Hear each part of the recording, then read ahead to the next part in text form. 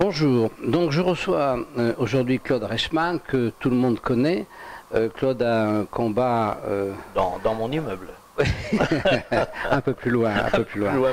Merci. Donc Claude a un combat très très légitime qu'il mène depuis longtemps contre les abus des organismes sociaux. Alors nous allons faire un point parce qu'aujourd'hui Claude est à un endroit de son combat qui est absolument essentiel et pour lequel on va faire un point. Alors, donc... D'abord, Claude, est-ce qu'on peut faire un petit résumé? Bon, c'est 20 ans de vie, je crois. Hein. Donc, un résumé de 20 ans de vie, c'est difficile de le faire. Plus, même, un peu plus. Bon, 25, mais peut-être que il y a beaucoup de jeunes, il y a beaucoup de gens qui n'ont peut-être pas suivi de ce combat très précisément. Donc, tu nous expliques comment ça commence et comment, petit à petit, tu es engagé, comment tu as... et ensuite, on va voir les différentes étapes. Alors, comment ça a commencé? Oh, ça a commencé il y a très très longtemps en réalité. Ça a commencé dès que j'ai vu une feuille de sécurité sociale dans mon exercice de praticien et que je me suis dit mais quelle est cette intrusion? Pourquoi mon patient se présente-t-il avec une feuille? Je n'ai pas besoin de ça. Alors je savais naturellement que la sécurité sociale existait, mais à partir du moment où il y a un tiers qui se manifeste dans ce que nous appelons en médecine le colloque singulier, c'est-à-dire celui que nous avons avec chaque patient, j'ai tout de suite compris qu'il y avait là, non pas un ver dans le fruit, mais beaucoup plus grave. Il y avait un nœud de vipère qui était en train de s'installer. Et je ne m'étais pas trompé, donc mon combat a commencé par le syndicalisme médical. J'ai essayé pendant des années et des années de sauver la liberté, parce que c'était seulement cela.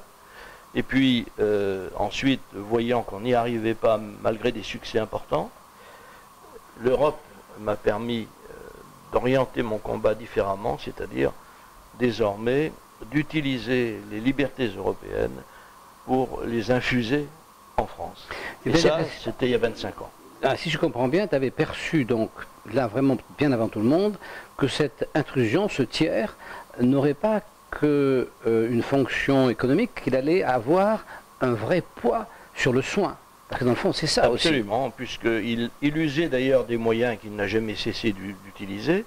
Le premier d'entre eux étant la menace et le chantage et, d'une certaine manière, l'extorsion de fonds, puisqu'il était aidé par ce que l'on appelle le tarif d'autorité. Alors, le tarif d'autorité, c'est quoi? C'est un tarif auquel on rembourse les personnes qui ne font pas appel à un praticien conventionné, c'est-à-dire qui respecte les tarifs qu'on lui impose. À partir de ce moment-là, la sécurité sociale vole le patient, puisque ce patient, qui cotise comme les autres, est remboursé quelques centimes, là où les autres sont remboursés plusieurs dizaines ou plusieurs centaines de francs. Ça s'appelle le tarif d'autorité. Et quelle est la principale victime?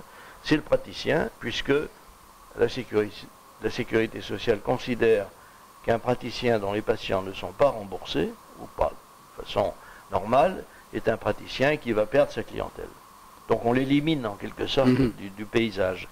Et celui qui a changé cet aspect des choses, c'est Raymond Barre, car nous l'avions évidemment conseillé dans ce sens, créé ce que l'on appelle le secteur 2 chez les médecins, qui était tout simplement la réparation d'une injustice grave, qui consistait donc, ce secteur 2, à permettre au patient qui fait appel à un praticien qui a des tarifs libres d'être remboursé normalement.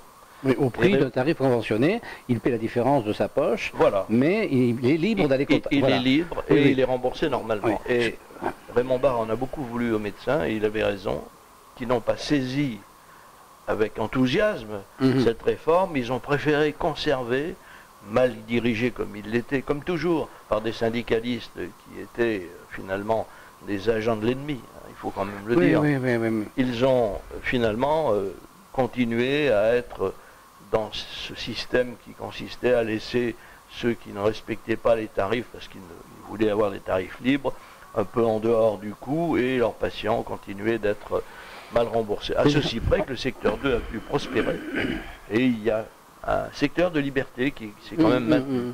Mais vous voyez que c'est quand même quelque chose qui atteint les fondamentaux. Ah mais c'est complètement plus que ça, c'est-à-dire mais complètement, on est dans un débat où on s'aperçoit malheureusement que dans ce problème de la santé qui est important, il y a une quantité très importante, que ce soit aussi au niveau des patients qu'au niveau des professionnels, qui en fait sont un peu bloqués par la partie argent et qui perdent de vue en fait la partie soins qui est quand même essentielle. Et que donc on a, contrairement à ce que la Sécurité sociale annonce, comme disant que c'est grâce à elle que la santé en France... c'est ce que disent tous les escrocs. Oui, c'est voilà. grâce à moi que vous êtes riche. Oui, voilà. Grâce à l'argent que je vous ai pris. Alors qu'en fait, on est bien d'accord, il y a encore un semblant de santé parce qu'il y a un secteur 2. Parce que si on était resté sur des chiffres bloqués, on aurait... Nous serions l'Angleterre. Ouais, voilà. Ça serait une catastrophe. Les gens aisés peuvent consulter des praticiens hors système ou venir se faire soigner dans d'autres pays. Médecine à deux vitesses. Voilà, comme il y avait dans les... Qui d'ailleurs ne choquait pas Madame Thatcher, si ça l'a choqué, mais elle n'y a pas touché. On s'est souvent demandé pourquoi. La raison était simple, elle a réagi en tant qu'anglaise, et elle s'est dit, si nos concurrents sont assez stupides pour imposer un système tellement coûteux qu'ils tuent leurs entreprises, et si nos citoyens britanniques sont assez stupides pour accepter ce système de médecine lamentable, pourquoi moi, Margaret Thatcher, je vais changer ce qui rend grand service à l'Angleterre? Mais ça n'était pas son idée, mais elle l'a fait parce que, je dirais, par patriotisme britannique. Et puis elle se heurtait probablement alors à cette dimension du mot solidarité qui effectivement permet tous les abus, et donc parce que finalement notre sécurité sociale... non mais pardon de vous interrompre, elle se moquait éperdument de la notion de solidarité. Elle se heurtait uniquement à la compétitivité britannique. Oui, c'est tout. Oui, c'était ce qu'elle voulait sauvegarder avant tout. Pour le reste, elle était radicalement opposée à ce système. Oui, c'est pour ça qu'elle n'a pas... On est bien d'accord. Voilà. Alors, donc, cette perception donc, que vous avez, qui est quand même une perception très en amont par rapport au reste de la population, on peut le dire, oui. Donc vous engage dans un combat. Ce combat donc a des étapes, et notamment à un moment donné, vous passez à l'acte. C'est-à-dire vous dites à la profession, arrêtez de payer les charges sociales. Vous obtenez d'abord un avis dans ce sens de l'Europe. C'est comme ça que ça se passe. Tout à fait. C'est-à-dire que je n'ai pas eu besoin d'un avis particulier, même si je l'ai eu aussi. Mais le déclencheur, ça a été un traité européen, tout simplement, que l'on a appelé l'acte unique, qui a été signé en 1986, et dont un des résultats les plus spectaculaires a été l'abolition des frontières intérieures de l'Europe. Ça a été fondamental. Qui a été programmé pour 1993, 1er janvier 1993. À partir de ce moment-là, nous savions que les monopoles allaient tomber, car vous ne pouvez pas instituer la liberté de circulation et surtout la liberté d'installation si vous maintenez les monopoles, car à partir de ce moment-là, voilà, rien ne peut se passer. Donc, je savais du premier jour, parce qu'il n'avait pas nécessaire d'être génial pour comprendre ça, que l'Europe allait faire exploser tous les monopoles. Et elle les a en effet fait exploser, sauf celui de la sécurité sociale, qui a explosé en réalité dans les lois et dans les traités, mais qui est maintenu artificiellement en vie par l'État français. C'est un abus de droit donc. C'est un abus de droit complet et c'est une violation des engagements internationaux de la France. N'oublions pas, c'est gravissime. Donc la sécurité sociale quand même est donc quelqu'un qui est hors la loi. Elle dit qu'il est hors la loi, alors que c'est elle qui est hors la loi. Voilà, dans cette affaire. Elle est totalement hors la loi. Les caisses de sécurité sociale sont des délinquantes. Il faut le dire. Il ne faut pas avoir peur des mots. Oui, absolument. Parce que les mots sont ce qu'ils sont. À partir du moment où une caisse de sécurité sociale prétend vous contraindre à payer pour elle, à cotiser chez elle, et qu'elle n'a pas le droit de le faire, ça s'appelle une extorsion de fonds. Donc c'est une délinquance. C'est une délinquance, oui. Oui, c'est une délinquance de type mafieux, c'est-à-dire c'est une activité lucrative interdite. Alors elle est mafieuse pourquoi? Tout simplement parce que ce qui distingue la mafia d'une autre activité malhonnête, c'est qu'au fond elle n'est pas pourchassée par les autorités de l'État. C'est-à-dire que vous avez une activité mafieuse théoriquement, bon, c'est évidemment criminel, mais si vous n'êtes pas pourchassé, ça n'est plus criminel, ça devient institutionnel. Ce n'est plus la même chose. Et donc, quand de temps en temps les États se mettent à poursuivre les mafieux, alors ça donne évidemment des résultats qui sont surprenants, car les mafieux tombent, ils finissent par tomber. Bien sûr. On a fait tomber au moins partiellement la mafia sicilienne. Les juges italiens ont fini, enfin ils ont obligé l'État à les soutenir assez pour faire tomber la mafia sicilienne. De même, la mafia américaine est tombée également parce que Elliot Ness et ses détectives ont été soutenus par l'État américain. Al Capone, vous le savez, n'est pas tombé pour les crimes qu'il a commis, mais pour fraude fiscale, c'est bien connu. Mais les incorruptibles, comme on les appelait, ont simplement utilisé tous les moyens possibles. Donc ils ont fait tomber Al Capone, ce qui était quand même l'essentiel. Mais donc, Al Capone, il règne en France actuellement. Oui, Al Capone qui règne, c'est donc la Sécu. C'est-à-dire que la sécurité sociale actuellement est dirigée par des gens dont les méthodes s'apparentent à celles d'Al Capone. C'est-à-dire qu'elle prétend vous protéger. N'oubliez quand même jamais cet aspect des choses. La sécurité sociale se présente comme un organisme qui vous protège. Il vous protège pour la maladie, pour la retraite.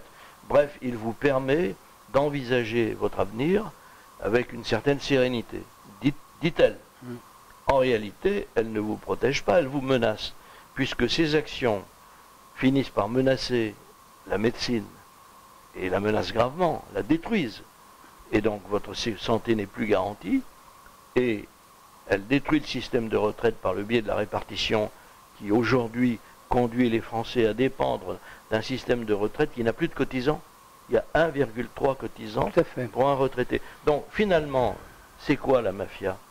C'est un organisme qui vit au-delà des lois, parce que tout ce que je viens de vous dire est condamné par la loi. Mais le principe mafieux, c'est en grande partie le racket, et le racket, ça commence par la protection. On ne raquette pas un entrepreneur sans lui dire avant que si il accepte de payer, on le protégera. C'est exactement ça. On le protégera des bombes qu'on met s'il ne paye pas. Voilà. Donc, vous savez, votre comparaison, et la mienne, puisque je vous en ai parlé aussi, est doublement valable, puisque si vous avez, par exemple, vous êtes un honorable artisan et vous considérez que ce qu'on vous demande pour la maladie ou pour la retraite est beaucoup trop cher, que vous ne pouvez pas, ou que vous pouvez vous protéger différemment. Vous dites donc à la sécurité sociale, écoutez, mais moi je peux me débrouiller sans ça, je n'ai pas besoin de vous, je n'ai pas besoin que vous me protégiez. Et la sécurité sociale répond, ah non, mais vous êtes obligé, mais si on vous dit, vous avez des droits, par exemple, vous pouvez parfaitement contester. Donc vous pouvez aller au tribunal des affaires de sécurité sociale. Ah ben c'est bien, c'est intéressant. Et qui est-ce qui le tient? Ah ben c'est nous. Oui. C'est comme, vous pouvez, monsieur le commerçant américain, voilà, il y a des gens très méchants qui vont venir mettre le feu à votre magasin, mais on va vous protéger. Ça vous coûtera une certaine somme, mais beaucoup moins que l'incendie de votre magasin. En revanche, si vous ne voulez pas nous payer, il y a un tribunal qui pourra vous donner raison éventuellement. Ah bon, et qui le préside? Monsieur Al Capone, lui-même, en personne. Mais c'est exactement ça. Voilà, donc et les tribunaux des affaires de sécurité sociale rendent une justice à la Al Capone. Complètement. Oui, complètement. Alors, donc, oui, j'y ai été des tas de fois, ça ne fonctionne pas du tout.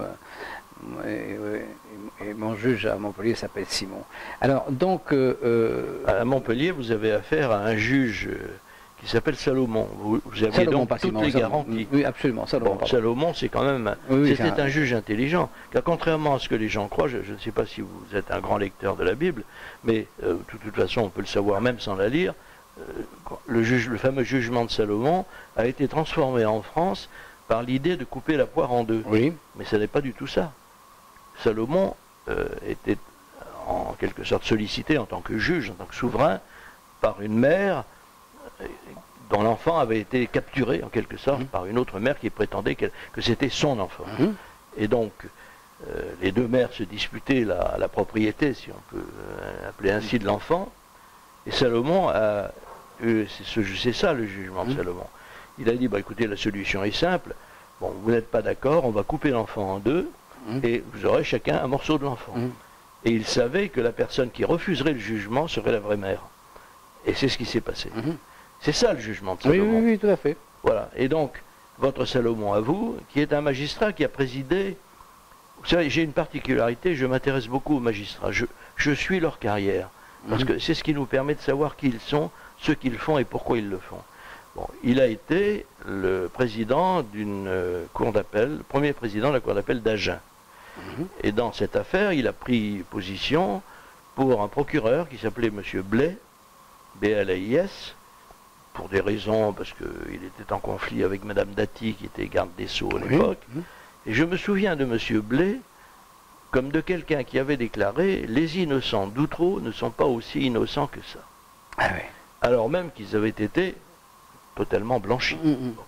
Et je me suis dit, voilà un curieux procureur qui non seulement remet en cause des jugements, mais qui en plus remet en cause l'innocence de personnes qui ont été totalement innocentées par la cour d'assises.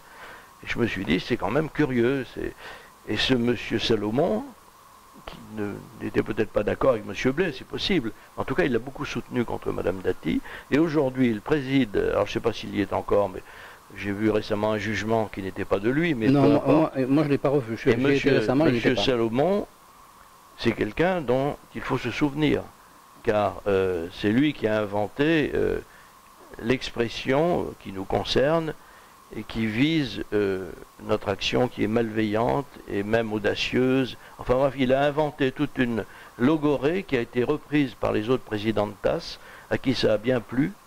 Et donc finalement, les jugements de Salomon en France, ce sont des jugements qui sont insultants et non pas justes. Absolument. Alors je ne fais pas des attaques ad hominem, même si on en fait contre moi, mais je fais des attaques qui sont des attaques de principe. Et ce monsieur Salomon, il faudra se souvenir de lui. Oui, mais oui. Là, vous pouvez, parce que vous avez un jugement négatif. Moi, je me souviens de lui, bien sûr.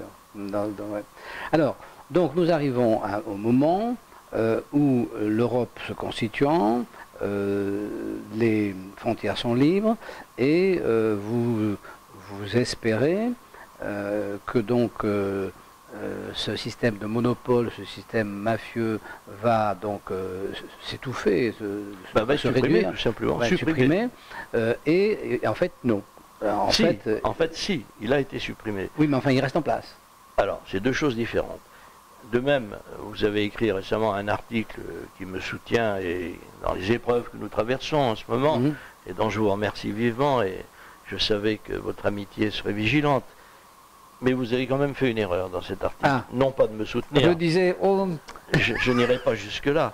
Non, tout simplement, vous avez plaidé pour l'abrogation du monopole au lieu de dire qu'il est abrogé. Oui, voilà, bien sûr. Bon, oui, dans les faits, il est abrogé intellectuellement, mais dans les faits, non, mais c'est quand même quelque chose d'ennuyeux, parce que vous connaissez un petit peu maintenant mieux ce milieu, si je puis dire, parce que vous étiez plutôt orienté sur les affaires de caractère fiscal avec l'action que vous menez dans votre association et votre blog Témoignage fiscal.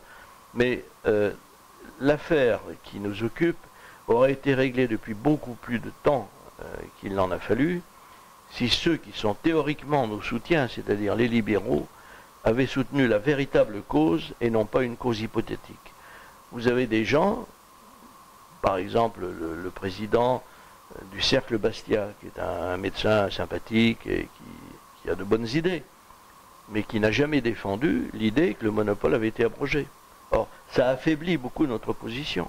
De même, vous avez des cercles de réflexion menés par certains avocats, dont on découvre par hasard qu'ils sont les avocats des caisses monopolistiques.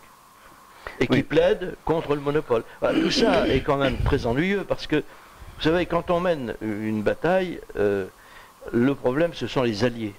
Bon, les alliés, nous n'en avons pas beaucoup. Nos alliés, ce sont les gueux, comme disait Péguy, je crois. Il disait que la République n'a jamais été sauvée par les élites, mais par les gueux. Bon, les gueux, ce sont les malheureux artisans, commerçants ou autres, qui sont étranglés littéralement et qui, eux, ne faiblissent pas. Jamais ils ne faibliront et ils disent « vous pouvez me tuer, mais jamais je n'accepterai votre système ». En revanche, les intellectuels ou prétendus tels, je ne sais pour quelle raison d'ailleurs, parce que finalement c'est stupide de faire des choses comme ça, nous disent non, bon, c'est vrai, le monopole existe toujours, mais ce serait mieux de l'abroger. Or, il est abrogé. Et donc, moi, je me retrouve dans la position d'un combattant armé de ce qu'il a pour se défendre, alors que derrière lui, il y a des gens qui sont censés le soutenir et qui, au fond, n'ont aucune arme, ne tirent jamais et restent tranquilles dans leur coin. Ah, mais vous avez complètement très raison, ennuyeux. Claude, vous avez raison complètement sur le fait que la plupart des gens qu'on rencontre s'arrêtent à l'idée que l'État, lorsqu'ils étaient, on va y venir, jugeaient que le monopole, jugeaient que le monopole existait toujours, et que donc, comme, je suis d'accord, c'est complètement épouvantable. La réalité, il y a un déni, et ce déni devient la vérité. Alors que la vérité, effectivement, elle est... la vérité est très simple. J'aimerais d'ailleurs, à cette occasion, le problème que vous avez, répondre plus précisément. Excusez-moi. Mais je vous laisse, bien sûr, poser vos questions, bien que ce soit un privilège extraordinaire que je vous concède. D'habitude, ceux qui sont interviewés n'acceptent pas les questions.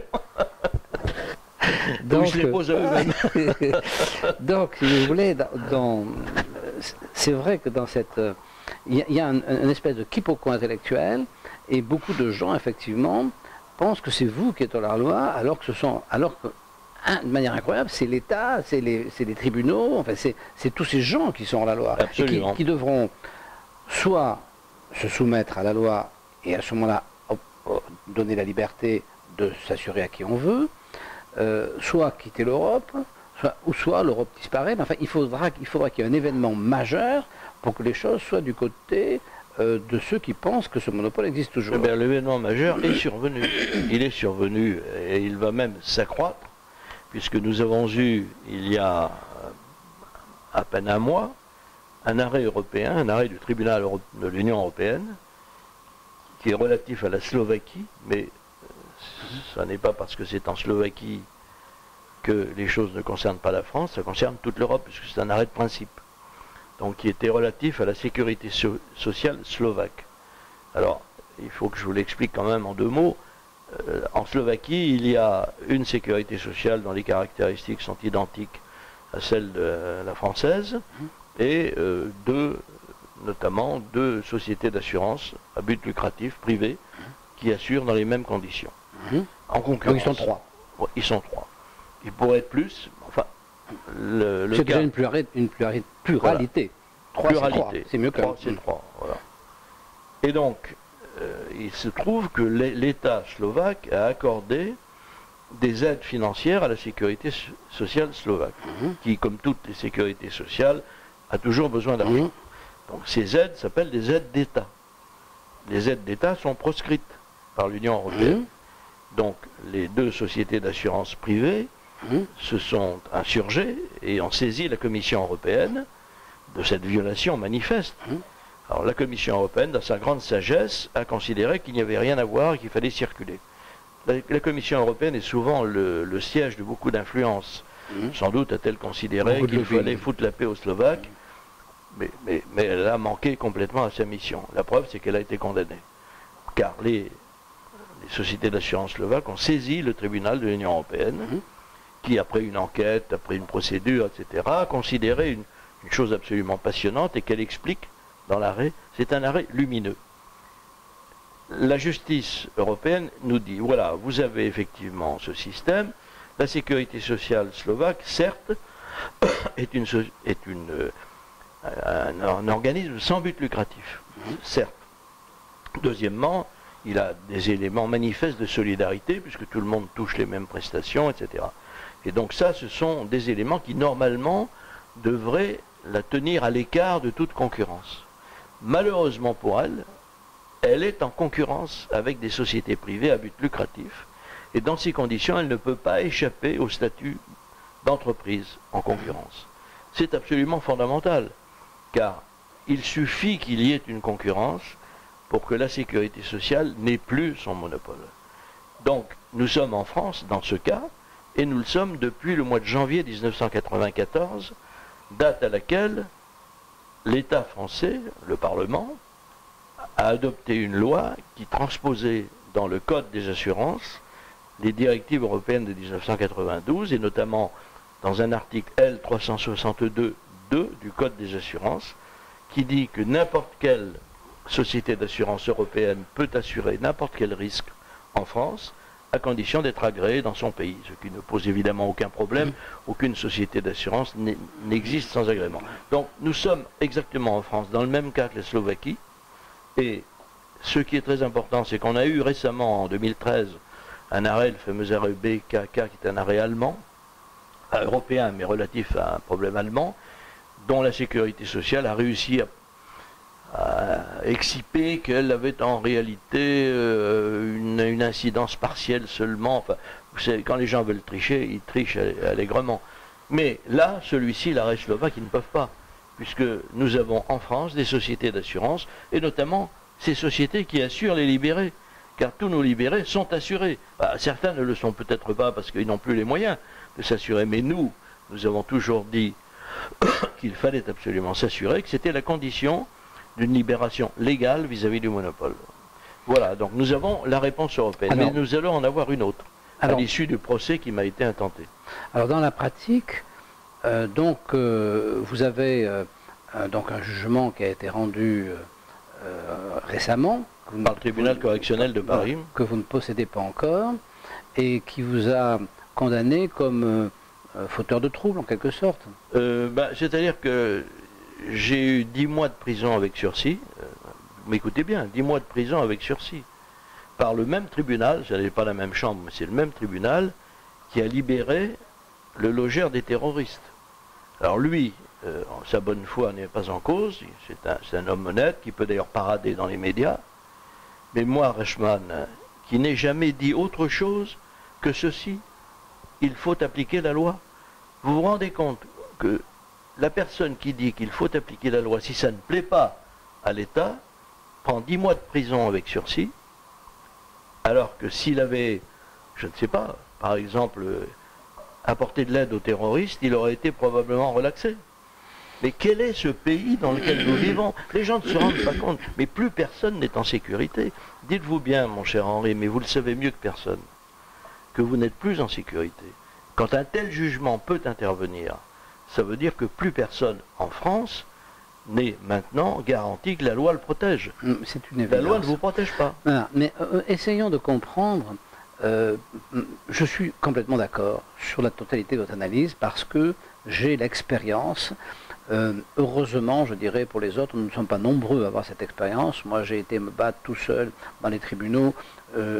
Aujourd'hui, je commence à pouvoir m'exprimer parce que les magistrats commencent à considérer que j'ai le droit de m'exprimer, mais pendant des années, je me suis fait rabrouer comme vraiment un va-nu-pied. J'ai lu vos jugements, si on peut les appeler ainsi, et j'étais à chaque fois sidéré et indigné du fait qu'il y avait une présomption à votre égard, alors que vous n'aviez jamais, d'une part, été condamné, ni commis la moindre irrégularité de quelque nature que ce soit. Alors, moi, ce que je voudrais dire, quand même, qui est très important, en termes d'image, si vous voulez, c'est que on vous fait passer pour un procédurier alors que vous êtes un légaliste. Je connais le monde qui souffre, le monde des travailleurs indépendants, qui souffre énormément du coût de sa protection sociale, qui pourrait en avoir une au tiers du prix à peu près ailleurs. Ce sont des gens qui sont souvent pas plutôt des physiques, et ce sont des gens qui feraient le coup de poing. Et je trouve que grâce à vous, ils ne font pas le coup de poing. Je trouve que votre, excusez-moi de vous dire ça, mais je trouve que votre travail en profondeur est beaucoup plus, a beaucoup plus de valeur qu'on peut avoir toutes ces grandes manifestations, poujadistes ou autres, qui en fait retombent comme des soufflets.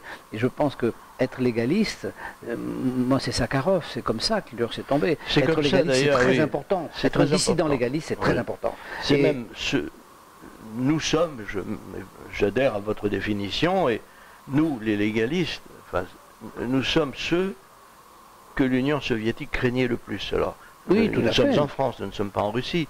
Mais pourquoi? Parce que le légaliste, c'est quelqu'un qui prend en quelque sorte l'adversaire, qui est l'État et qui ne joue pas le jeu, qui le prend au pied de la lettre, et qui lui dit: moi, j'admets, je vous admets comme État, je parle avec vous, je discute, et je vous dis, voici, il y a des lois qui disent ceci, je vous demande de me les appliquer. C'est tout. Pourquoi ne me les appliquez-vous pas? Qu'est-ce que j'ai fait qui fasse que vous puissiez me dire non, vous, monsieur Sakharov, monsieur Reichmann, je ne le compare pas à Sakharov, mais vous n'avez pas droit aux lois. Non, non, parce que vous nous déplaisez, vous êtes désagréable, vous voulez changer de système. Je dis, mais c'est pas moi qui veux changer de système. C'est vous. Vous avez voté des lois. Et qui est-ce qui les a votées, les lois? Mais c'est le Parlement français. Ça n'est pas moi. Certains me disent, votre système. Mais je dis, mais moi je n'ai pas de système. Je suis d'accord avec les règles qui ont été fixées, avec le traité européen, je suis d'accord avec l'idée que la concurrence est meilleure que le monopole, mais ça n'est pas moi qui ai fait ces règles, c'est vous. Et ces règles, vous ne voulez pas les appliquer. C'est sûr que c'est une ambiguïté épouvantable, et je suis d'accord avec vous qu'il y a une souffrance à ne pas être suivi par des gens qui la plupart du temps ne suivent pas pour des égaux. C'est-à-dire que vous avez une réflexion collective. Et énormément de personnes qui s'occupent de la collectivité, en fait, n'ont pas de réflexion collective, ont des réflexions personnelles pour grimper à l'intérieur de cette collectivité. Bon, c'est comme ça. Et effectivement, je trouve que c'est embêtant sur un sujet aussi simple et aussi, finalement, aisé à comprendre. C'est embêtant que les gens ne se déterminent pas, voire même sont à la limite de la traîtrise. C'est assez désagréable. Alors, maintenant, la question que se pose aussi, puisqu'on partage un petit peu les gens qui nous suivent, ils ont un peu tous les mêmes contraintes, c'est les mêmes qui sont ruinés par la sécurité sociale, ce sont les mêmes qui font l'objet du surimpôt, de ces fameux contrôles fiscaux qui sont aussi une zone de non-droit, qu'on ne va pas en parler là parce que sinon ça va prendre trop de temps, mais c'est absolument épouvantable, c'est tout à fait le même tonneau. Alors, donc, comment vous voyez, parce que je pense que ces gens qui ont appliqué la loi, c'est-à-dire qui ont pris une assurance ailleurs, qui ne payent pas leur URSSAF, j'exclus ceux qui, comme moi par exemple, je dois de l'URSSAF. Je dois de l'URSSAF, je ne peux pas partir, je leur dois de l'URSSAF parce que je ne peux pas le payer, parce qu'ils m'ont ruiné, donc j'ai une facture. Mais je parle de ceux qui n'ont pas de facture, et ceux qui ont... mais vous avez le droit à la solidarité. Oui, vous pouvez faire appel à la solidarité. Parce que vous êtes dans l'incapacité de payer. Moi j'ai droit à rien, mais c'est un combat que j'ai voulu, donc je ne vais pas non plus. Bien sûr. Donc, mais tous ces gens, tous ces jeunes, tous ces gens qui ont, jeunes ou moins jeunes, mais enfin c'est beaucoup de jeunes qui vous ont suivi parce qu'ils sont d'esprit plus ouvert. Qu'est-ce que vous leur conseillez? Qu'est-ce qui va se passer? D'après vous, comment est-ce que l'État, puisque maintenant le RSI n'existe plus, le TAS n'existe plus, donc la Sécu a tout. Est-ce que la Sécu va devenir l'assassin qu'on peut imaginer, c'est-à-dire les écrabouiller, ou est-ce que... comment vous voyez ça, vous? Je vois ça avec beaucoup d'optimisme. Ah. Ce qui peut vous étonner compte tenu des circonstances. Mais, comme disait Woody Allen, je m'intéresse à l'avenir parce que c'est là que j'ai l'intention de passer les prochaines années. Et donc, je suis en train de massacrer le micro. Et donc, pourquoi suis-je optimiste? Parce que, en stratégie, l'État a fait ce qu'il ne devait pas faire. Oui. Nous faire un procès, c'était de la folie. Car, qui dit procès, dit à un moment exposition publique. Absolument. Or, qu'est-ce que l'État a exposé publiquement dans cette affaire? D'abord, il a exposé deux personnes très différentes, par le hasard du calendrier. Je vous en ai parlé tout à l'heure, un logeur de terroristes et un praticien de santé qui a toujours respecté la loi et qui dit simplement qu'il faut l'appliquer. Bon, donc c'est déjà quelque chose qui est assez surprenant. On traite beaucoup plus mal donc ce praticien de santé, ma modeste personne, que l'autre qui a des excuses, alors que moi je n'en ai aucune. Entre guillemets, vous nous dites là que la justice ne serait pas aussi libre qu'elle prétend et qu'elle serait embistrouillée quand même par un processus de pensée, parce que les magistrats jugent librement. Alors, je vais vous dire quelque chose qui va peut-être vous surprendre. Je ne suis pas sûr que ce soit l'État qui l'ait vraiment voulu. Car le procureur de la République a fait des réquisitions extrêmement modérées. Il a demandé pour les crimes que nous avions commis une simple amende. Ah oui. Simple amende. Les magistrats ont été plus loin que le procureur. Alors les magistrats, plus loin, mais nous ont condamnés à de la prison. Mais oui, absolument, oui. Est-ce que vous vous rendez compte de Alors ce que que le procureur n'avait pas demandé. Pas du tout. Simple amende. Ce qui voulait dire que finalement, nous n'avions rien fait de très grave. Ah ouais, quand même. Mais même l'amende, nous l'aurions contestée, évidemment, puisque nous avions le droit de Bien faire sûr. ce que nous avons fait. Et vous cherchez à aller plus loin. C'est là qu'il faut comprendre ce qu'est la justice. La justice souffre de deux maux qui sont liés à deux événements. Le premier mal, c'est qu'elle a condamné un président de la République française à de la prison, avec sursis, mais elle l'a condamné, Jacques Chirac, pour l'affaire des emplois présumés fictifs du RPR. Et, deuxièmement, elle a connu une affaire qui est encore comme une plaie dans sa chair, l'affaire d'Outreau. Oui. L'affaire d'Outreau a donné lieu à une commission d'enquête parlementaire qui a fait un travail exceptionnel. Elle était paritaire, elle était présidée par deux avocats d'ailleurs, députés, l'un appartenant à la majorité ou à la minorité de l'époque UMP, et l'autre, ou RPA, je ne sais pas si c'était encore le RPR, peu importe, et l'autre socialiste. Cette commission d'enquête a fait des travaux qui ont été intégralement télévisés et que j'ai suivis dans toute la mesure du possible, intégralement ou presque. Qu'est-ce que nous avons vu? Nous avons vu un phénomène démocratique parfait, une commission constituée de gens connaissant parfaitement les dossiers, interrogeant des juges ou des procureurs sur les raisons pour lesquelles ils avaient pu commettre d'aussi grossières erreurs. Et on a vu des magistrats, je me souviens encore du procureur du Boulogne-sur-Mer, faisant très pâle figure face à une commission qui ne le malmenait pas par arrogance, mais qui l'interrogeait simplement, qui lui posait des questions. Et il nageait littéralement dans la gêne, dans une situation qui lui était sûrement extrêmement pénible. La justice n'a jamais accepté la commission d'enquête sur Outreau. Et elle a cru qu'elle allait pouvoir retrouver tout son prestige, ou moins celui qu'elle s'attribue, dans l'affaire Chirac. Ça n'est pas rien de condamner un président de la République, même si c'est un ancien président. Surtout pour des faits qui ne sont pas typiquement criminels. Il s'agissait simplement de cette pratique habituelle dans les partis politiques de l'époque qui consistait à utiliser quelqu'un qui était un employé de la mairie pour aider à faire des enveloppes aux partis politiques. Bon. Je ne dis pas que c'est légal, ça ne l'était pas. Est-ce que ça méritait qu'un président de la République soit condamné à de la prison, même avec sursis? Personnellement, je pense que non, parce que j'estime que la démocratie s'accommode mal, même si je suis d'accord avec l'idée que personne n'est au-dessus des lois, ça va de soi. Mais je pense qu'il y avait là autre chose. On ne condamne pas un président de la République par hasard. Et figurez-vous que dans le tribunal, enfin la constitution du tribunal qui a condamné Jacques Chirac, il y avait la présidente du tribunal qui m'a condamné. Et qui est allée largement au-delà de ce que le parquet requérait. Ce qui veut dire que ces gens se sont fait une idée très simple. Nous avons condamné Chirac, alors on peut condamner Reichmann sans problème. C'est le fond de leur pensée, il faut le savoir. Et il y a une phrase qui est dans le texte du jugement que je n'ai pas, je vous le confirme. Nous sommes presque un mois après ce jugement, je n'ai toujours pas l'original. J'en ai le contenu que mon avocat m'a indiqué, mais il y a une phrase que l'AFP, qui elle en a eu connaissance, mais peut-être pas du jugement intégral, a reprise, qui me concerne, et qui dit que je fais preuve d'un sentiment de puissance illimitée. Ça m'a vraiment stupéfait, car si moi j'ai un sentiment de puissance illimitée, il n'y a que deux hypothèses, où je suis complètement fou, ce que personne ne prétend, heureusement, jusqu'à ce que ça vienne. On sait bien qu'en Union soviétique, tout dissident était fou.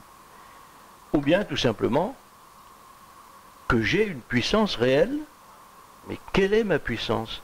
Je suis un simple président d'association, je n'ai aucun pouvoir, je ne dispose, certes, des centaines de milliers de personnes me suivent, au moins sur l'idée qu'il faut se libérer de cette contrainte épouvantable qu'est la sécurité sociale, mais je ne les ai pas mis en rang. Ce ne sont pas des non, gens... mais vous avez, Claude, une puissance intellectuelle. Vous accumulez, vous êtes le vecteur qui accumule la puissance intellectuelle de tous les gens qui n'acceptent pas le diktat de cette soi-disant société de solidarité à laquelle peut-être, effectivement, par cet enseignement unique qu'ils ont à l'école de Bordeaux, les magistrats se sentent investis du devoir de faire appliquer cette société de solidarité égalitariste dont ils ne comprennent pas exactement d'ailleurs ce qu'elle est, dont ils ne perçoivent pas les tricheurs, dont ils ne perçoivent pas qu'en réalité c'est une société de faux mendiants et qu'ils ne se rendent même pas compte qu'ils créent une catastrophe, y compris pour les gens très pauvres. C'est-à-dire qu'à partir du moment où vous avez des faux pauvres qui ramassent la mise destinée aux pauvres, qui ne peut pas dépasser un certain seuil parce que sinon ça la faillite, et bien les vrais pauvres passent à côté. Vous avez entièrement raison, mais j'ajoute simplement un petit point concernant votre analyse qui me paraît très juste, c'est que ma puissance est en fait réelle. J'ai une puissance illimitée, car j'ai la puissance de la loi. Oui, mais c'est tout, ça n'est que ça. Oui, je suis comme les 65 ou 66 autres millions de Français qui peuvent se dire légitimement, la loi me protège. Or, dans cette affaire, dans cette bataille que je mène, je la mène au nom de la loi et protégée en principe par la loi. C'est ce qui me donne mon sentiment de puissance. Mais il est clair qu'il y a des magistrats qui n'adhèrent pas à la société dans laquelle nous vivons, qui n'adhèrent pas à l'idée de propriété privée. Bien sûr. Oui, ça c'est clair. Et qui donc considèrent que leur liberté leur permet d'anticiper sur la société qu'ils espèrent voir arriver de leurs voeux.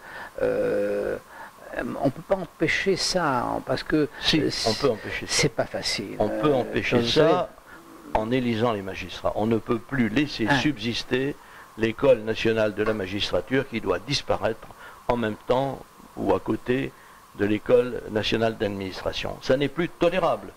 On est en train de fabriquer des gens qui violent les lois au nom de leur application. Et je dois ajouter ceci, qui me paraît vraiment fondamental. Qui souffre actuellement de ce système? Alors certains disent quelques artisans, quelques commerçants. Je vous signale qu'il y en a 3 millions de chefs d'entreprise. Mais qui souffre? Les 20 millions de personnes, les 20 millions de Français largués. Ces 20 millions de personnes, nous les avons vues à 2 occasions. Nous les avons vues par les chiffres une première fois aux élections présidentielles et législatives de l'année dernière. Il y a 20 millions de personnes qui ont refusé le système. Elles ont voté Mélenchon, elles ont voté Le Pen, elles ont voté Blanc, elles ont voté nul. Elles n'étaient pas dans le système, ou elles se sont abstenues. 20 millions de personnes. Et j'avais évoqué cela depuis... Ça représente la moitié des électeurs. Et deuxièmement, nous avons aussi un système dans lequel vous avez 9 millions de pauvres et 20 millions de personnes qui ne s'en sortent plus. Et moi, la question que je pose est la suivante. Mesdames et messieurs qui gouvernez, mesdames et messieurs les juges, pourquoi vous comportez-vous comme cela vis-à-vis de tant de millions de Français? Pourquoi leur faites-vous du mal? Pourquoi faites-vous que ces gens n'ont plus confiance dans le système dans lequel ils vivent et dans leur pays? Qu'est-ce qui vous permet de faire cela? Moi je connais la réponse. Au nom du peuple français, dites-vous? Non, mais non. Non, ils font ça au nom de la prétention. C'est-à-dire qu'ils pensent que les gens ne sont pas capables de s'occuper d'eux-mêmes. Ils font croire aux gens qu'ils ne sont pas capables de s'occuper d'eux-mêmes et ils disent « nous on va s'occuper de vous parce que nous sommes le berger du troupeau ». Mais c'est ça, mais vous savez, quand vous avez eu des enfants, vous savez que pour arriver à ce qu'un enfant se prenne en charge, il faut que les parents l'aident. Parce qu'au départ, l'enfant, il a tendance à rester sous la tutelle des parents. Aujourd'hui, les parents n'ayant arrêté leur mission, vous avez des enfants qui à 30 ans sont encore chez leurs parents. Mais c'est une très grande quantité des enfants. Vous avez raison, c'est aussi parce que la société ne les aide pas à s'affranchir. Une société qui n'est pas libre ne permet pas l'épanouissement d'un jeune. Ben non, alors si vous voulez, tous ces magistrats sont des gens qui sont qui se prennent pour les bergers du troupeau. Mais alors, oui, vous avez raison. C'est horrible. Mais ils ne sont pas de mauvaise foi. Ils sont juste pas très malins. Ils ne sont pas de très mauvaise ouverts. foi, mais ils sont d'un aveuglement criminel. Oui, absolument. Mais Absolument. vous savez, je voudrais apporter une petite note bucolique à notre entretien. De temps en temps, ça fait du bien. Savez-vous pourquoi j'ai de bonnes idées sur l'éducation? Que je crois. Non. Bon, probablement parce que j'ai été élevé dans des idées qui étaient conformes à la vie. Mais aussi parce que j'ai eu de la chance. Quand j'étais à l'armée, j'étais logé dans un élément d'une base aérienne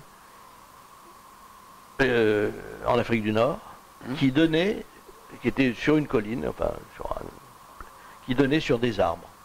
Bon, c'était pas bucolique en soi, c'était une base avec des avions de guerre et tout ce que vous pouvez imaginer. Et puis il se trouve que sur ces arbres, il y avait des nids de cigognes. Ah oui. Car les cigognes viennent hiberner, ou, En Afrique. Enfin, je ne sais en pas Afrique si du on Nord, dit sûr. hiberner ou passer l'hiver, pour donner naissance aux cigogneaux.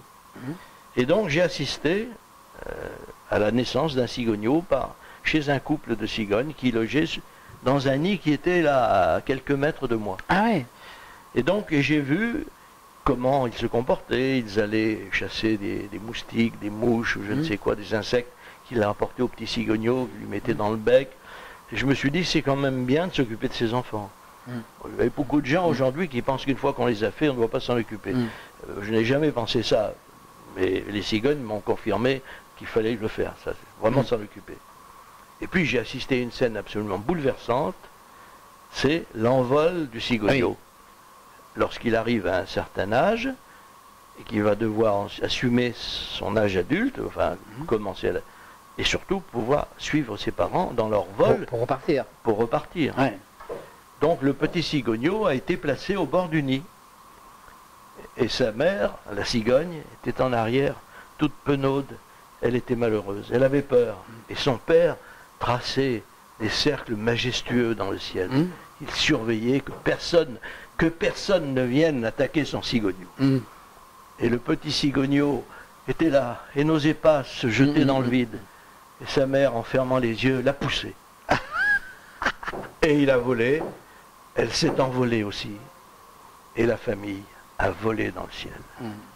Je n'ai de ma vie Il faut pousser. rarement ressenti une aussi grande émotion. C'était magnifique. Bien sûr, bien sûr. Et je pense je me suis pour dit, nous, c'est bon, pareil. Hein, voilà, bien nous, sûr. Il faut nous ne si sommes vous pas des cigognes. non, mais si vous ne poussez pas Mais les nous enfants, devons, ils partent pas, faire des choses comme ça. Hein. Et donc, si vous voulez, je pense que les magistrats, par prétention, ont ce côté berger du troupeau paternaliste, c'est-à-dire que, parce que quand même le berger du troupeau, c'est magnifique, mais enfin c'est quand même lui qui les envoie à l'abattoir. Hein. Oui, faut quand même vous voir les avez choses comme elles parfaitement sont, raison. hein. Bon, voilà, mais hein. c'est la raison Donc, pour laquelle je crois qu'il faut les sanctionner. Alors pour l'instant, ils se croient à l'abri, parce qu'ils ont condamné un président de la République. Et donc ils m'ont mis dans la charrette. Ensuite, bon, inutile de vous dire que je ne vais pas rester dans la charrette. Aujourd'hui, l'Europe est saisie. Et elle va agir. Ah mais vous pouvez pas, vous avez, avant de saisir le droit, vous n'êtes pas obligé de passer par l'appel et puis la Cour de casse. Ah non, mais l'appel, c'est autre chose. L'appel a été fait. Oui, sur cette affaire-là, pour Mais aller en Europe, à partir du moment où l'Europe a engagé une instance, la Cour d'appel est obligée de se plier et de surseoir à statuer. Car c'est l'Europe qui doit décider d'une affaire qui est simple. Est-ce que les directives européennes concernent la France ou est-ce qu'elles ne la concernent pas?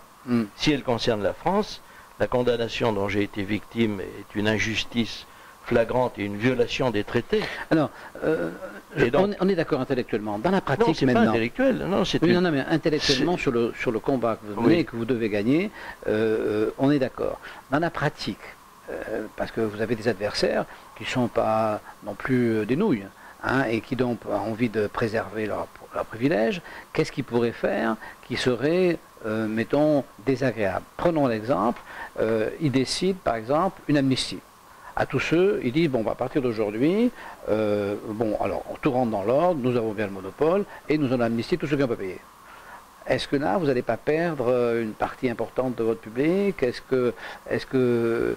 qui pourrait se passer? Parce que c'est ça, quand ils vont se voir acculés et qu'ils vont avoir la quasi-certitude de perdre, il est possible qu'ils lâchent du mou pour garder.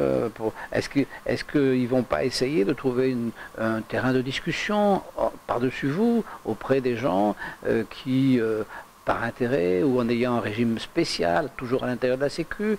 Est-ce que ça ne vous inquiète pas? Ça ne m'inquiète pas du tout, car nous sommes arrivés à un stade où cette hypothèse que vous formulez n'a plus aucun sens. D'accord. Je ne vous dis pas que ce que vous dites n'a pas de sens. Ce que vous dites est une supposition Qui ne peut pas exister. qui peut exister dans un autre monde, Oui. que celui où nous vivons, mais qui ne peut pas exister. D'accord. Pourquoi? Parce qu'ils ont fait ce qu'ils ont fait. C'est-à-dire qu'ils ont déclenché une guerre que l'État lui-même ne voulait pas Mhm. aussi totale, Mhm. puisqu'ils ont requis, l'État a requis 3 fois rien. Donc, c'est bien que nous sommes dans une situation où l'État a été débordé par le système lui-même. Donc pas d'amnistie, ça ira au bout. Bon, l'amnistie, qu'ils en fassent une ou qu'ils n'en fassent pas, ça ne Pas changera rien. d'armistice, je voulais dire. Ah, C'est-à-dire- d'armistice. Pas d'armistice, Mais excusez-moi. le seul armistice, c'est qu'ils appliquent la loi, c'est tout. Mm. On ne leur demande rien d'autre. Mais ce que je pense surtout, c'est que le système, c'est là qu'il faut quand même mesurer les choses. Monsieur Macron était hier, dans la journée, à Tours, je crois, où il s'est adressé à des gens qu'on avait rassemblés pour l'occasion, qui étaient des retraités, ou en tout cas des personnes qui avaient un certain âge. Et il leur a dit, écoutez, oui, c'est vrai, je sais que vous êtes mécontents, mais patientez, patientez. Oui. Or, moi, C'est j'ai- difficile quand on est retraité de patienter, on n'a pas oui, beaucoup de temps. on a l'avenir devant soi, je sais, mais... Oui. Or, j'ai aujourd'hui publié un tweet, je suis sur Twitter depuis quelque temps, ce qui permet de faire des phrases plus brèves que dans nos longs articles que nous publions par ailleurs, et dans lequel j'ai indiqué, M. Macron, finalement, ne peut pas dire aux retraités, le système est foutu. Il y a 1,3 cotisants pour un retraité. Le système est foutu, et vous, retraités, vous n'avez plus qu'à crever, et nous ferons le reste. Voilà ce qu'il voulait dire, mais qu'il Bien ne sûr. pouvait pas dire. Mais C'est pour cela que je vous dis que ce système-là, qui est vrai également pour la médecine, j'en discutais il y a encore quelques jours avec un éminent professeur de médecine, qui me disait, est-ce que vous vous rendez compte, on a des suicides de plus en plus nombreux à l'hôpital. Qui? Ce sont des médecins, ce sont des infirmières, et cet homme, qui est un professeur éminent, qui soigne et guérit des gens malades, je ne le voyais pas pour ça, mais me disait, il était désarmé. Il ne voyait plus ce qu'il pouvait faire pour cette humanité. Car le système qu'il dirige, il est chef de service, c'est un système qui désormais part à volo. ne marche plus. Et Mais c'est il y a une exact, comparaison ça. qu'il Dans faut tous les faire hôpitaux, aussi, hein, c'est un mon problème. cher Henri. Il y a parfois certaines réalités qu'il faut dire aux gens. Madame la ministre, Madame Parly, la ministre des Armées, a dirigé notamment, ou a exercé des fonctions de direction à Air France et à la SNCF. À chaque fois, elle est partie avec un pactole, des dizaines et des dizaines de millions. Oui, c'est ce que disent les... Non, mais c'est prouvé. Oui, oui, oui. Je ne le dis pas pour polémiquer avec elle. Mm.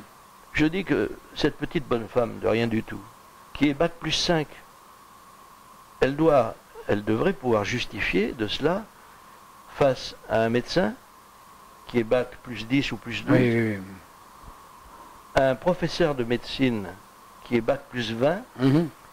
et un chef de service qui est bac plus 30. Est-ce que vous croyez qu'une société, et eux, ils n'ont pas de revendication d'argent tellement. Bon, ils aimeraient peut-être être mieux payés, je n'en sais pas. Mais ils ont surtout des revendications qui tiennent à leur liberté de prescription, à leur liberté d'exercer leur profession. Et dans le même temps, vous avez des gens qui se gobergent, mais d'une façon éhontée, alors qu'en face d'eux, vous avez des gens éminents, d'une part, qui me disent « Mais qu'est-ce que nous pouvons faire face à nos médecins qui se suicident ?» et d'autres personnes qui ne s'en sortent plus et qui se suicident aussi. Mais est-ce qu'une société pareille peut durer? Et vous me dites, il va y avoir un armistice. Quel armistice?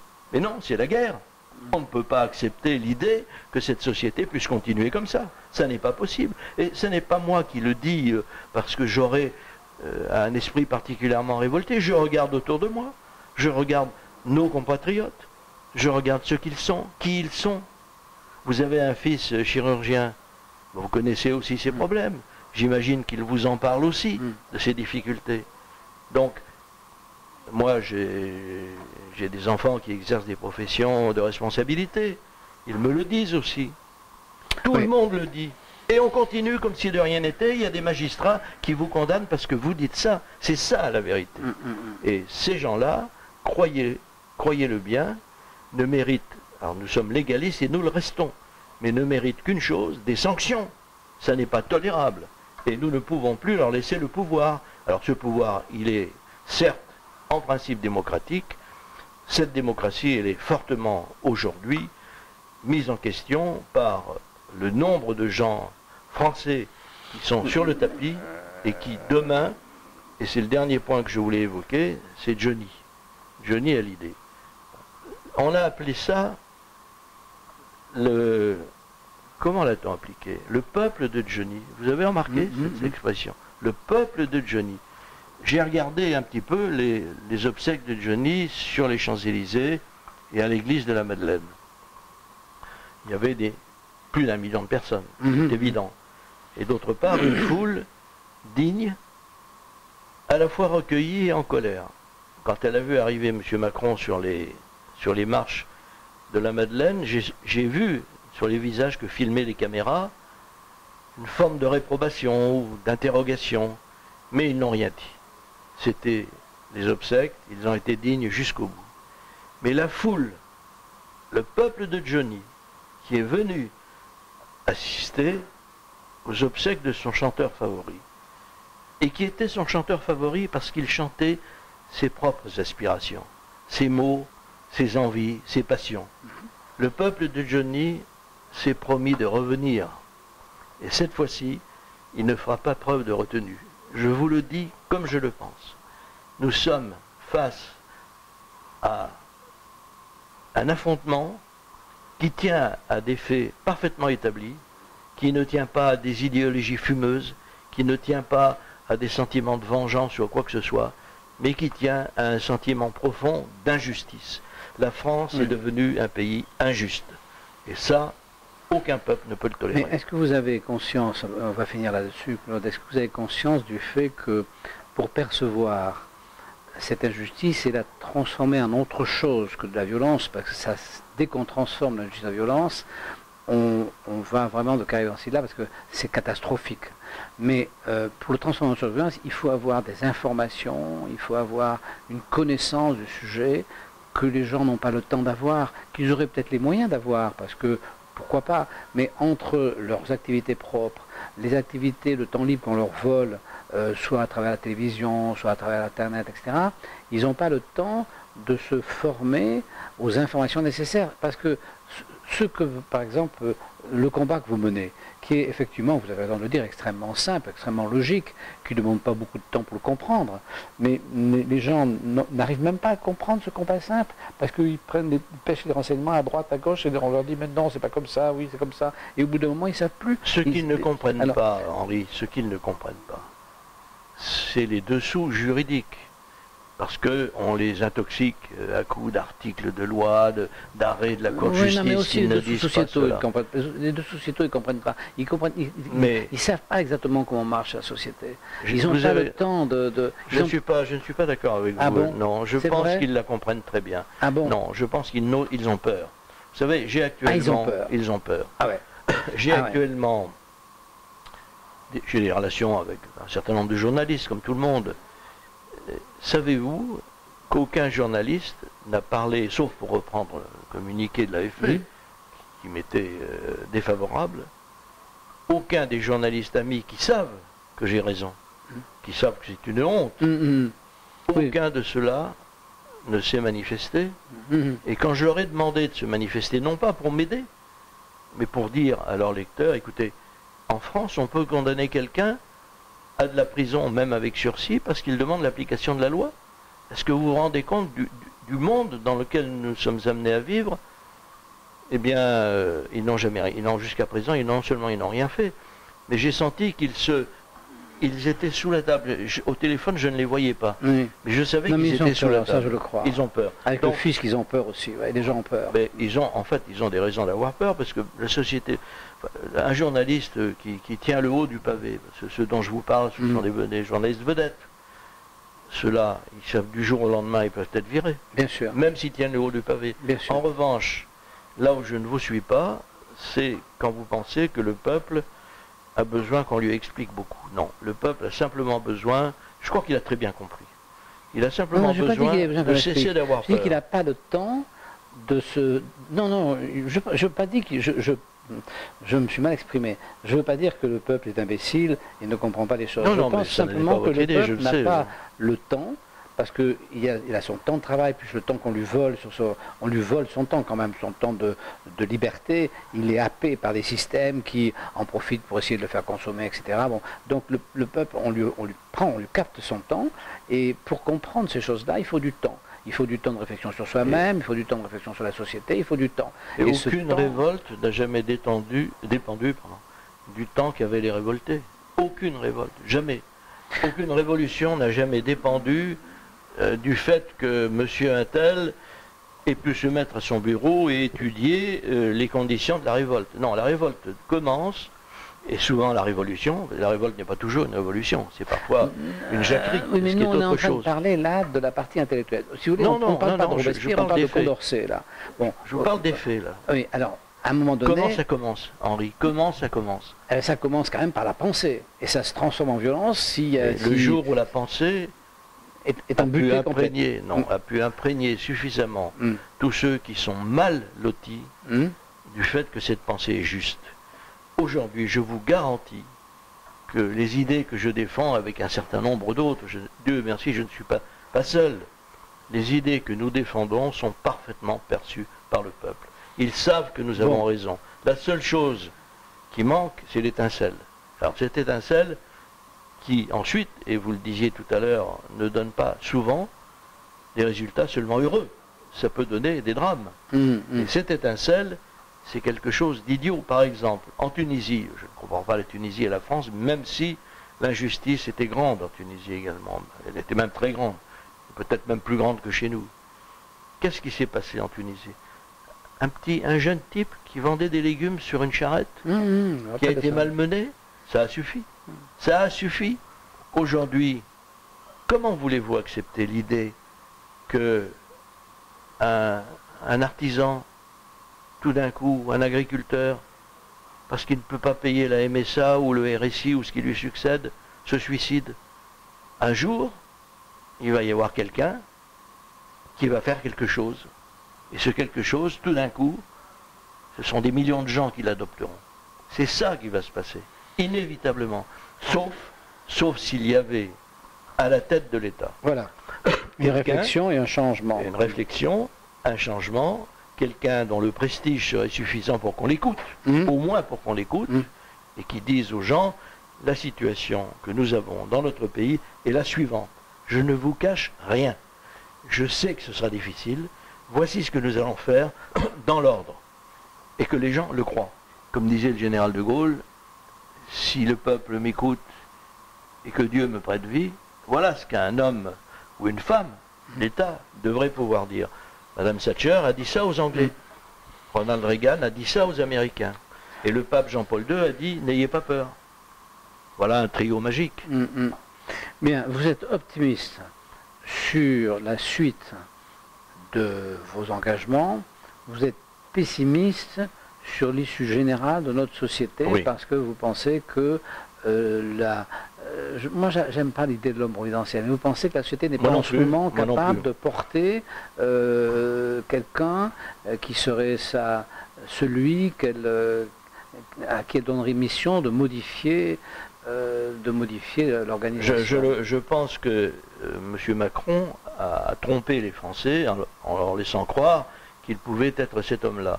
Or, il suffisait de l'écouter pour savoir qu'il ne proposait finalement rien qui soit solide et tangible, et deuxièmement le voir agir où il fait des semblants de réformes qui n'apportent rien, et il y a dans l'opinion publique, et il n'est d'ailleurs pas soutenu par quelque chose de solide, si vous voulez.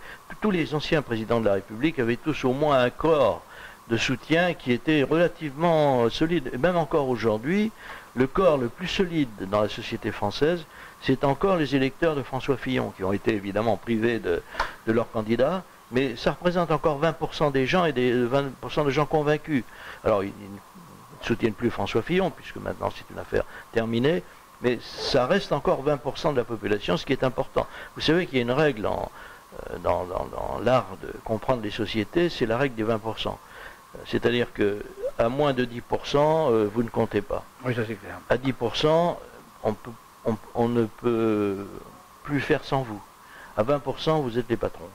Alors pour l'instant, ils ne sont pas les patrons, mais les 20% qu'a recueilli M. Macron, c'est des 20% qui n'ont pas de substance vraiment non, ils sont pas cohérente. En tout cas, ils sont, oui, en tout cas, ils sont cohérents. Non, ça je suis d'accord. Les 20% Donc, de Macron, ils sont... et je ne sais pas, je ne suis pas à la recherche de l'homme providentiel, parce que je crois que c'est une recherche qui est vaine dans la mesure où l'homme providentiel, tout le monde le connaît, ou personne ne le connaît. D'ailleurs, bon, quand il y a un homme providentiel, ça se sait. Mais je suis à la recherche du sentiment de justice. Et ce sentiment-là, c'est le seul sentiment que tout le monde puisse partager. Comment pouvez-vous mettre sur le même pied, pas vous, bien sûr, mais sur le même plan, les dizaines de millions de Français qui souffrent actuellement, et ces 8000 magistrats, et ces 4000 énarques qui nous dirigent, ils sont 12 000, pas plus. Et nous avons des millions de gens qui souffrent à cause d'eux. Comment voulez-vous que les choses puissent durer? Elles ne dureront pas. Non. C'est tout. On est bien d'accord. Et le plus vite sera le mieux. Bien. Eh bien, écoutez, on a fait le tour du problème, Claude. Alors, on a dû être un petit peu long, mais bon, ceux qui vont avoir du plaisir à regarder, voilà, ceux qui tiennent le coup, coup, probablement non pas aller manifester dans la rue, mais se coucher avec une aspirine, parce que on leur dit au revoir, et puis on les tiendra au courant, enfin la presse tiendra au courant, mais bon, qu'ils sachent que les choses ne sont pas comme elles sont fatalement racontées, les choses sont... sauf par nous. Oui. Les choses sont... on peut être optimiste sur l'issue, et donc il n'y a pas de crainte à avoir. Je vais vous dire, mon cher, pour terminer, je vous laisse terminer votre émission, mais pour terminer sur une note, alors franchement optimiste, il y a un grand écrivain qui disait « Un seul lecteur et j'existe ». Eh bien, moi je peux vous dire, un seul Henri Dumas et j'existe. Vous êtes gentil. Vive la vie. Bon. Bien, au revoir à tout le monde.